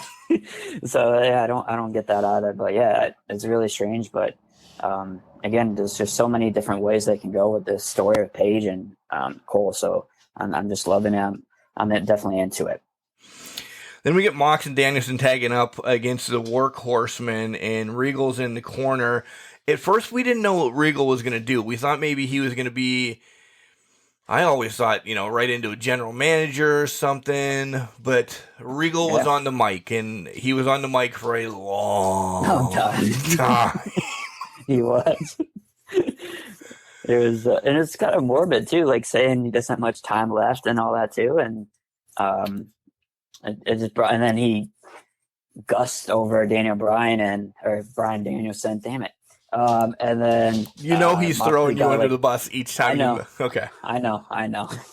And it's not as much as him, but it's hard to say. But Mox, and then Moxley gets like one line about him and Regal's. But I think that's probably because, like you said, he definitely took a little bit more time than he was allotted. But that's okay for him. He then comes out 2 days later and apologizes for that. He's like, he did. He's like, I'm sorry that my promo took so long.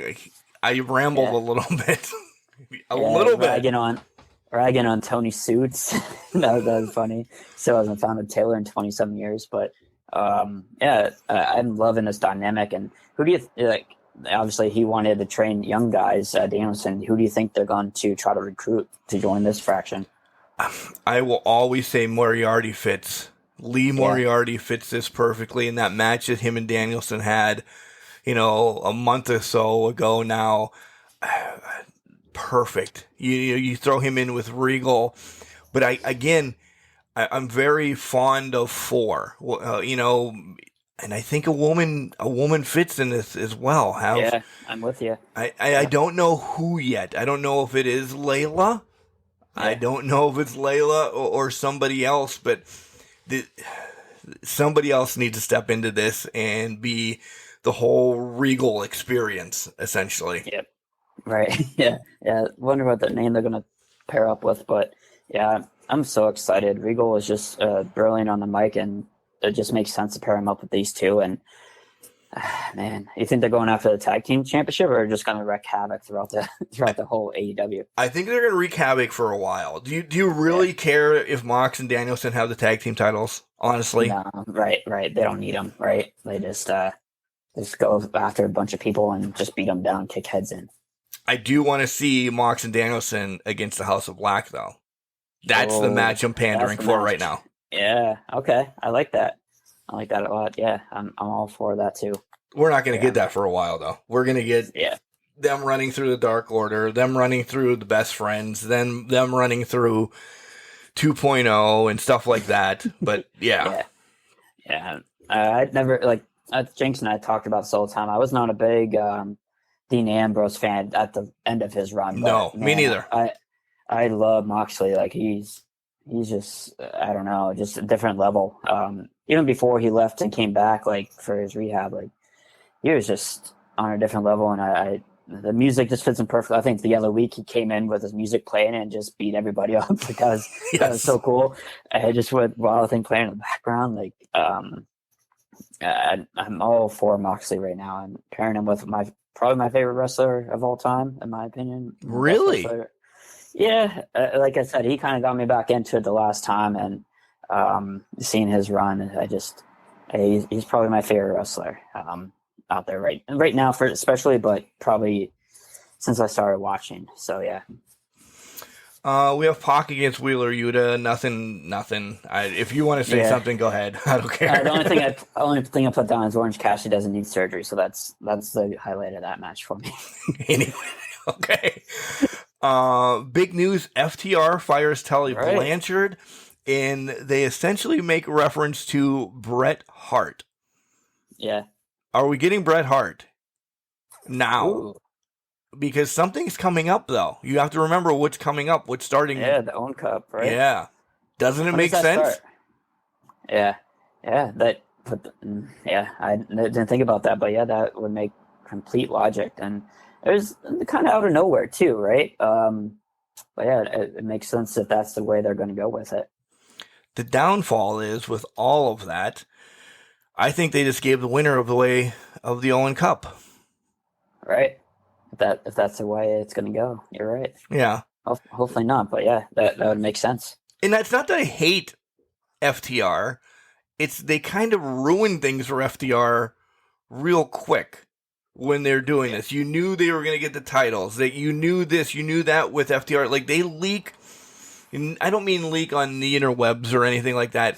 In their own storytelling, they leak some of FTR's stuff, so you can't be. Why not have them barely win the first round of the Owen Cup? Get fed up with Tully then and fire him. Or just have Brett come out and attack. Tully wants to have a match, I think, for the love of God. I think so, too. With anybody. Right. He wants to go. He just wants to get in there for sure. He took what? He took a Canadian Destroyer or something? What did he take? Yeah. A couple weeks ago. Destroyer. Yeah. Like he wants to jump back in there. He just needs to find a dance partner. Right. So have Brett attack him and say, this is the team I'm running with in the Owen Cup or something like that. Yeah. There we go. Yeah. I didn't even think about putting two together. So yeah, that's why you're the Mark. You're looking forward. Yeah, I'm looking way too forward. Swerve's talking. Him and Tony Nese are going to have a match on Rampage. We'll get to that. But this is a point where you want to talk about Wardlow's promo skills, right? Man, yeah. He was just, I guess I never heard him talk like at all. The only experience I had with him is in AEW, so he never got the mic, I don't think, more than not like really? This. Not like this. Nothing like this. So, and the crowd loves him. He's backing up Wardlow's world. I like that saying. And unfortunately, I think that he's not going to win next week. my prediction, I think MJF. What? Do you agree, or is that too obvious? No, you don't think he's going to win? I don't. I think MJF's going to screw him over and lead to that a little bit. I don't know. But I think, see, I'm not looking at it that way. I didn't. Yeah, you're right. I just don't think MJF didn't respond. He didn't come out. Obviously, he had that brutal match on Sunday, but he didn't have any response to that. So there has to be some further plan that he's not going to allow him to get out of his contract so easily, right? Especially if he wins the championship, and that clause is in there that he has to give the championship to him. You can only say you didn't want it. So I don't know. I think there's more story to be told on that. I was looking at it the other way as we spent some time on this, that Wardlow wins it and he gloats in front of MJF saying he has won a championship before him. And yes, he is. And if he doesn't give the title over, he's going to fire him. But he fires him, and Tony Khan or somebody already comes out and hands him a contract saying you're already the TNT champion, so you have to be part of AEW. Here's your contract. You're officially out from underneath this piece of garbage, essentially. Okay. Yeah, I can see that too. That's a good way of putting it. I didn't think of it that way. Yours makes more sense, though. Damn it. Yeah. I hope not, because the crowd wants him champion, but maybe they just tease it a little bit more further. and down the line, and he gets another shot at something or a huge match at MJF to send him along his way to. Oh, that's still going to happen. Yeah, to go after a bigger fish too, potentially down the line. But yeah, I mean, I'm all about Wardlow. They built him up perfectly, man. It's crazy to see when it's done correctly, right? Yeah, and Wardlow speaking the truth that, raised by his mother and everything. I do want to give out a shout out to Mama Wardlow in a quick story. Back when he was IWC, Ethan was younger, and the English professor's son, Wardlow, kind of made a move at both of the kids and scared the shit out of both of them. And he would always do that. And on Wardlow's goodbye at IWC, his mom was right beside him and everything. Yeah. And John actually told that story to Wardlow's mom, and she figuratively or whatever grabbed him by his ear and said, "You're going on to bigger places. You apologize to these boys right now." And Wardlow was like, "Guys, thanks for always coming out, this, that, and the boys, they knew by the time, that it was his gimmick, Gimmick, right? Yeah. But his mom made him apologize to the boys for being mean to them. So that's great. Yeah, that's a great story. But yeah, it's so good to see somebody, that's down-rooted like that to hopefully have his big moment here coming up. So I'm all excited. I'm on the world train here. Yeah. QT and Keith Lee kind of have a little back and forth as well. Yep. You made reference to that a little bit. Do you think Keith Lee is going to be after the Nightmare Club, but he's also engulfed in Team Taz? Like, right. I don't think he has a direction yet in AEW. Yeah, and that's kind of what happened WWE too, right? Like he's just there. So hopefully they get it situated out. But yeah, I don't know. He could go either way. I kind of want to see him go against Team Taz personally. Yeah, I do too. That's just me. A little bit. And, kind of on Rampage, we'll get to it, but like he has a stare down with somebody. So hopefully that starts that feud. But yeah, he's just there, unfortunately. He is.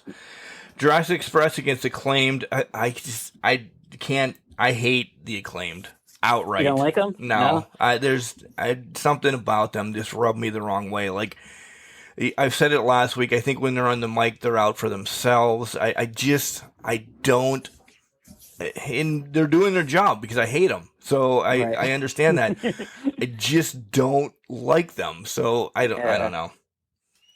Yeah, I'm getting a little warmer on them recently. So I think they're pretty impressive in the ring compared to some other tag teams around. Yeah, I agree with that. Yeah, but it's not something I look forward to every week, but I do enjoy when they're on the screen, I guess would be the right way of saying it. So something I look forward to every week is Jungle Boy, that's for sure. Dude is very impressive. We mentioned during Revolution breakdown, but another good match out of those two, and excited to keep that run, but I think they're going to lose it here soon. I don't know about you. Yes, full-fledged. They're losing it soon.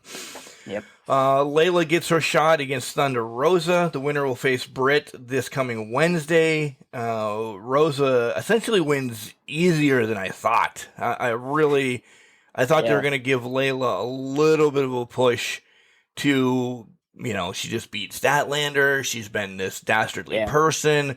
Rosa just ran with this.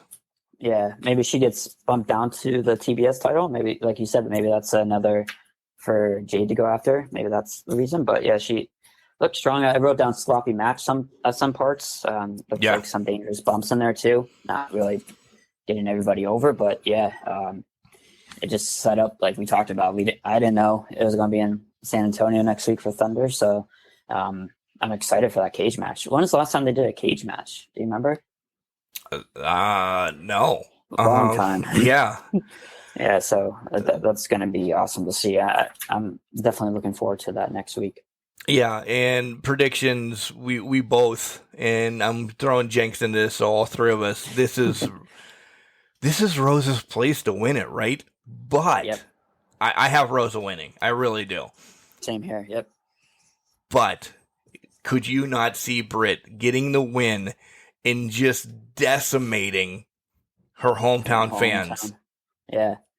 Yeah, but I guess the track record with AEW, they usually have their hometown people go over, right? Yeah, unlike WWE. Like. Yeah, that's right. Yeah, yeah. WWE, you're going to lose. But yeah, but I'm with you. That just make her even a bigger heel. But man, it has to be a spotlight. There has to be a change here soon with Britt Baker. Yeah. We said for a couple weeks now, Britt doesn't need a title anymore. She can have all these other feuds that are kind of engulfed. Hayter's going to be there. Mercedes, right. I think, is still waiting. The climb sometime for Britt. And maybe we get a face Britt after I think she's going to take a little bit of time off. Maybe like a month or two that you don't see Britt. Yeah. So like we said, just take a little break, get healthy, and relax a little bit, and come back as like a different character. Or she gets jealous of somebody making waves and comes back that way. But yeah, I'm with you. I think it's a well-deserved run and well-deserved a little bit of time off too. And that's where I teased it during the break. Do you think there should be built-in time off for wrestling? AEW has a plethora of people that can run the women's division, the men's division. So Omega did it, essentially taking some time off, heal the wounds and everything. I think Britt's going to do it. Sammy possibly could do it, as we talk about the next match as well. I think they should have built-in time off on their contract, because you see it in their matches sometimes that, all right, there's a lingering injury with this, that, or the other on their part of their body. Yep. They need it. They do. You can't fight for 365 days a year. You cannot. All right. I know the travel, especially AEW travel schedule and match schedule is way less, right, compared to a WWE guy that's doing house shows. But I know that went down a little bit, right, since the pandemic. But still, it's a lot on your body. But yeah, I'm with you. Needs take time off. They can rotate in to keep stories fresh and gives a reason for them to come back, set them off a certain way, and they come back with a feud coming or jump right back into the title picture because people miss them, and not get to use seeing them week after week after week after week. So I think that's it. There's points in the schedule that, like, after WrestleMania, right, it dies down. Like they could have some people take some time off there before building back up before SummerSlam. So yeah, I think that would be a welcome thing. I think the talent would like that a little bit time off. Probably love it. Yeah, you just saw a month off from Sheeta as well, and she's picking up her feud with Deeb again right off the bat. So yeah. I'm with you. Then we get the main event, as we brought up, Scorpio Sky taking on Sammy Guevara. Sammy's hurt from essentially doing everything that he did on Sunday, and God bless him for even being out there. Yeah. He loses the title, and I'm salty about this because this TNT title has now become the 24/7 championship a little bit. It's bouncing way too many times. All over the place. Yeah. I think the Cody exit had something to do with that. Yes. Playing that up, but maybe they're going somewhere else. I think where they're going was instead of Ty Conti, I think it was going to be Brandy versus Paige, right? And Cody versus who would have been Scorpio Sky, right? Like I think that's probably where they were going with that. But yeah, he didn't even take any time off doing crazy stuff in the match either, right? He did 6:30, but like he just went nuts. He's he is definitely a crazy man, and somebody I look forward to each week too. But yeah, I think some time off, and it sets up this other feud too. So it worked out perfectly. Yeah, it really does. Sammy and Ty have been very social media active this week, and this is where we're going to bring Anna Jay in as well. I don't know how it started, but essentially they love, and clearly they can. They're both beautiful human beings, but they love laying next to each other naked, and they're posing provocative pictures. And do you see a scandal coming out here soon between these two? Because they're young. They might be posting some stuff that they shouldn't. Okay. I didn't think about that, but maybe. That'd be a way to do it. There's definitely chatter on there. I don't get on social media, but I saw it on Reddit, where I usually get my news. But yeah, something's going on, right? Yeah, something the hell is going on. And then the Acclaimed was talking when they came out as well, that essentially I didn't post it word for word on Facebook because everybody can get it and there's no mark explicit or anything, but we can say whatever we want to on here. They said Jungle Boy hasn't seen boobs ever in his life, and literally 30 seconds after Caster said that, Anna Jay gets on Twitter and is like, "Oh, he hasn't," or something in that form. I'm like, "Oh my god!" Oh, so really? Okay. So she just blatantly, because they're dating, blatantly is like, "Hey, no, we have done the nasty and everything as well too." So I'm like, there's just some points that you have to wonder: does that need to be on Twitter? Are you going to say anything? And I know this is a no, but when you and your wife, you're not going to tell me and Jenks, "Hey, we just tell number 2's on its way." Oversharing, right? Like that's why I'm not a big social media person. People just overshare for no reason at all. So yeah, I'm with you. Some things don't need to be said. Right, but we'll bring it up and talk about it. Yep, that's right. Switching to Rampage as I try to get my notes up. Apparently, Rampage is just going back to the main event. Go ahead. Scorpio Sky is the first African American champion, right? Singles champion for AEW, if I'm not mistaken. Yeah. And then he's also one of 3 people that had multiple championships. So who do you think is going to be the one that wins the Grand Slam first, or all the titles? The Triple Crown, I guess, because they only have 3 titles. So I think Omega has 2, Scorpio Sky has 2, and the third was Paige, I believe. So I think it's just down to those 3 that could be the first. Definitely not. Paige has not had the TNT title. Oh, he's had that's the tag team. That's the one he needs. Yeah. Oh wow. I'd have to say it's going to be, if you're going to hold a gun to my head right now, I would have to say it's going to be Omega. Yeah. I would have to say, because no disrespect to Scorpio Sky, he's not around the heavyweight championship division yet. Nowhere, in my book, nowhere close. There's something ahead of him. Yeah. Yeah. Yeah, I could see that. I could, going back what you're talking about, fantasy booking, the Mega group come together. Paige has the world title, Mega has the TNT title, right? And one of those 2 have the tag team title.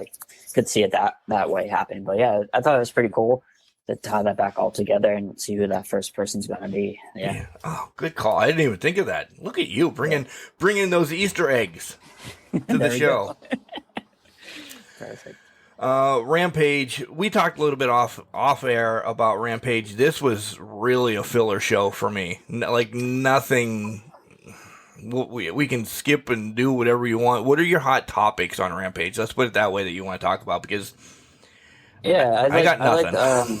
I like Hater. I'm a big fan of her. I think you talked about whenever she turns over, against Britt, that's going to be a big spot, just like Wardlow. And those little storytelling that they do, they don't dress the same. She doesn't do the DMD. It's going to pay off eventually. That when people notice that, and then maybe I'd love to see her with Danielson and Moxley and Regal. Yeah. That'd be a good foursome. Have her be part of that, because she is definitely brutal. It could be, and she's English too, right? If I'm not mistaken. Well, you're English too. I speak British, English. I guess. Oh. You just crack a beer? No, it was a dog. The dogs are now in the studio. Yeah. All right, I thought you just cracked a beer on that one, but yeah. The other thing from Rampage was just,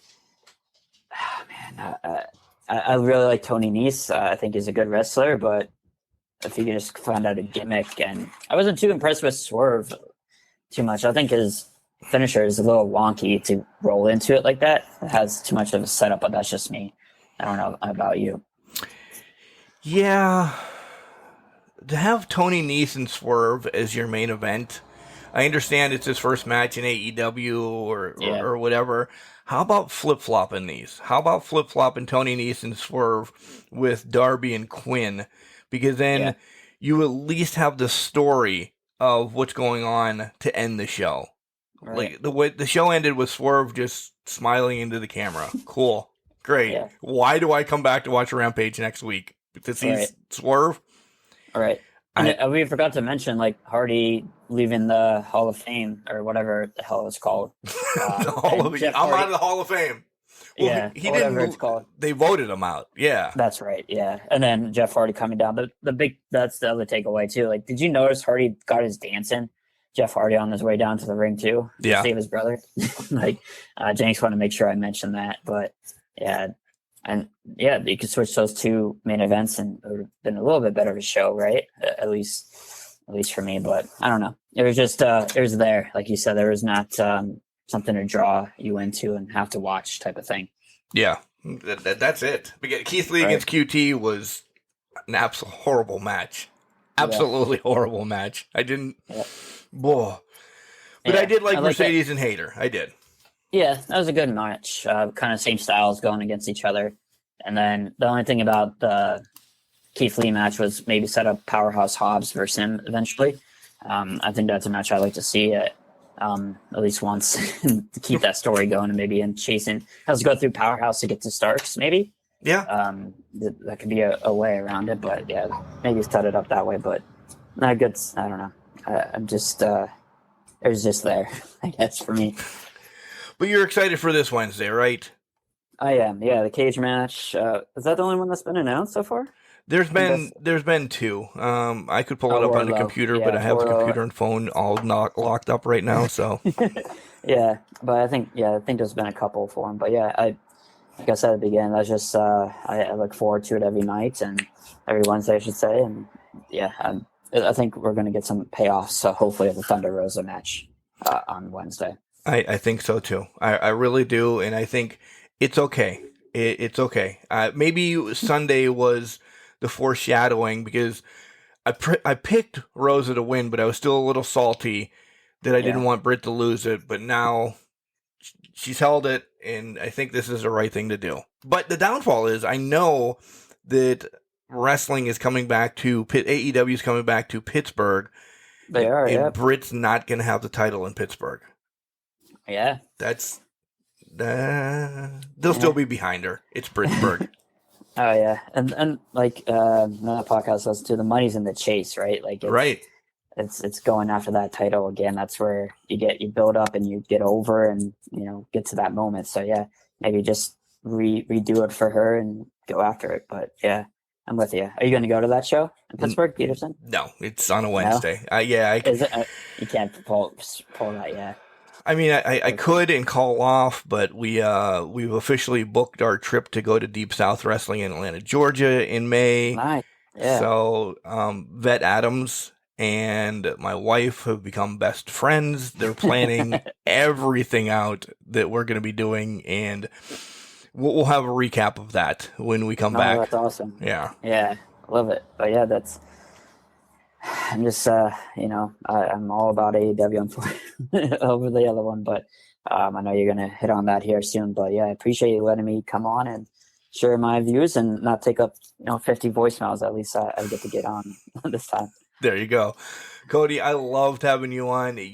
I want you back on full-fledged when we do another prediction show to ramble. We can do a 3-way call and get Jenks a little bit riled up.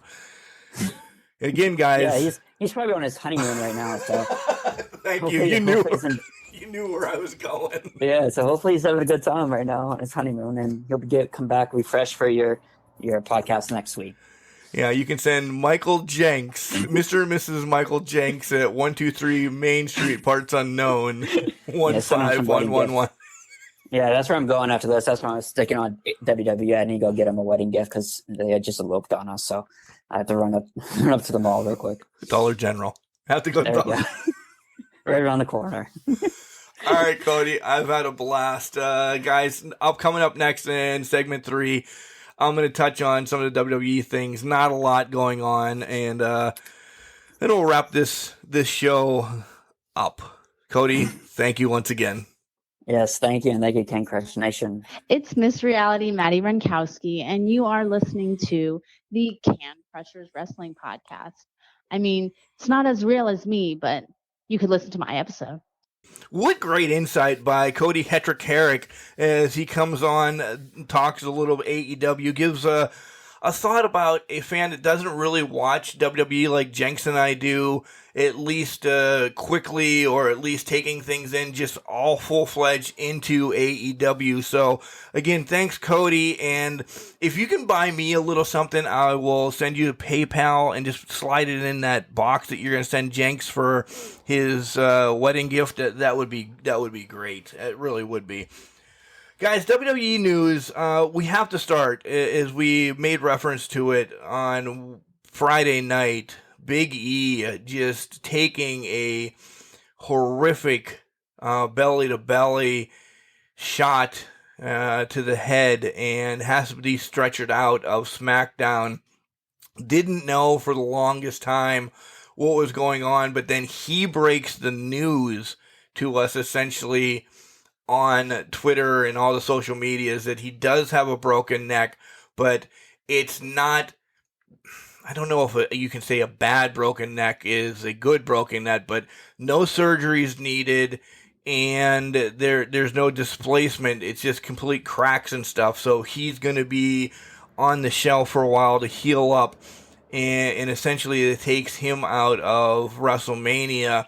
And I would imagine it's going to take Kingston out as well. Wood's not back yet, but then on a whole spin, that takes care of Corbin and Moss and now Butch. Yeah, Butch is going to be all out. They were going to have a 6-man match at Mania. That's what's been released as of yet. So just keep Big E in your thoughts and your prayers, your well wishes, however you want to send him positive vibes. Is what it's all about. It's a huge part of WWE and not being there. New Day in general. So, yeah, just keep them in your thoughts and prayers as well. You heard me talk to Cody that I've been putting a lot of time in this week, after Thursday, playing WWE 2K. It's a great game. I enjoy it. I have downloaded some people. Make sure you, if you're into video games and you like that, there are still some glitches. I will give you some forewarning. It's a video game, guys. There's going to be glitches across, but it's not as bad. There's nowhere near as bad of things going on that happened in 2K19.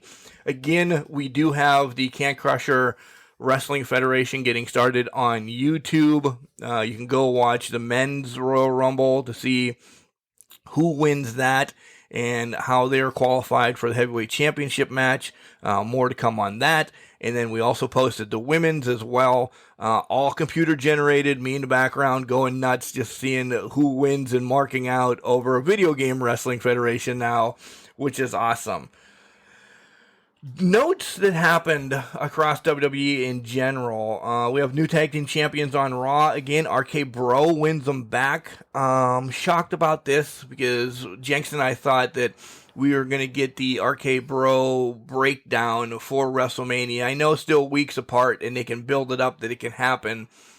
I don't know. I don't know if it's going to happen now. My thoughts are going elsewhere. Where? I don't know. I think that they want Randy with the title for a while. I don't know why. Maybe because he's going to be transitioned into something bigger and they want to kind of make you forget that he's always in the main event type of role there in WrestleMania. Owens calls out Austin, and essentially Austin answers, so that whole shtick's going to happen at WrestleMania. Leaving, where's Rollins going to be? We thought it was going to be Owens and Rollins, and then you get Taker and Austin come out, beat them both up. I think that's going to transition a little bit. We get a new NXT champion, Dolph Ziggler, beating Braun Breaker. I know we don't cover a lot of NXT 2.0 anymore, if at all, but holy shamoles, Dolph Ziggler takes that title away from Braun Breaker. That's just a forewarning that Braun Breaker is definitely on his way to one spot on the main roster, have it be Raw or SmackDown. I don't know. I think you keep him away from SmackDown a little bit because him and Roman might be a match people are clamoring for, two big guys going at it. I don't think as much you're investing into Braun Breaker that you want him to be in the lines of the bloodline. But Brock's on Raw. Brock's on Raw. So where does Braun fit into this whole mix right now? These are all questions hopefully we can answer in the next couple of weeks. Damian Priest comes out and attacks Finn Balor. Again, I thought Priest was going to be pushed up a little bit more, continuing with the Balor story, so that's going to be a WrestleMania match as well. And I really like the Miz, the Miz TV this time. He says a lot of good things about Cleveland, but then he says only good things happen when you leave Cleveland. He pretty much shit on Cleveland. That was awesome. I didn't mind that. And then I have to bitch about one more thing. Mella and Vega, have they won a match since they've won the tag team championships? I don't know. Vega's great in the ring. I don't know if I've just not clung on to her character yet or really found what she does. I loved her when she was with, when she was managing and everything. As a wrestler, I don't know. Mella's so much better. I know I'll probably get a lot of heat on that. Maybe it's just because I really love her and Corey Graves' podcast. I love the Carmella and Corey show. I love Carmella. I don't know. I just think that she's always just that roller wherever she needs to go type of thing and run with it. She was the first, Money in the Bank winner. She's been a champion, but she doesn't get treated like Sasha or Bayley or Charlotte ever loses the title. She's got titles as well, but she's always just put on the back burner. I wonder if it's WWE because she's got other things going on outside with the podcast and the reality show, her wine brand, Capocania, things like that. I wonder if they just don't give her the love. Other than that, essentially, Ronda gets beat the shit out of by Flair. Sasha and Naomi, are they really going to be the tag team champions? Is this the way that we're going to get Bayley back into the picture after Mania? As we said last week, Jenks and I, WWE was really a filler show this week. Push some storylines up a little bit more. But other than that, WWE didn't really bring it, just like their video game. And maybe that was because they wanted people to invest more time in the video game because it hits different. Yeah. All right, guys, that's all I got for this week. Make sure you subscribe. It's an hour and 56 minutes, and I finally cough. Make sure you find us on all social media platforms. Twitter, Instagram, and Facebook are all at CanCrusher69. You can look for us on Farmers and Tinder and all that. We might be there. Somebody might have put us up by now. Email is cancrusher69@gmail.com. Send us some messages. We'll reach out to you. We'll answer them on air. Whatever you want to do is fine and dandy with that. We love that. If you want to be an interviewer, an interviewee, one or the other. If you want to come on and interview us, that would be awesome too. Yeah, let's do that. Let's spin it around and have Can Crushers be the spotlight interviewed by somebody from Can Crusher Nation. That just came to thought. Or make sure you check us out on all the podcast platforms, iTunes, Spotify, Stitcher, Google, iHeartRadio, all of those cool places. You can listen to us there. Again, make sure you send a lot of congratulations to Mr. and Mrs. Michael Jenks as they're now getting set to finish up their honeymoon wherever they went. So congratulations again, Jenks. You brought it upon yourself. If you didn't hear it, listen on the 40-Year Dash. He talks about wedding stuff. Remember, just because you're trash doesn't mean you can't do great things. It's called a garbage can, not a garbage cannot.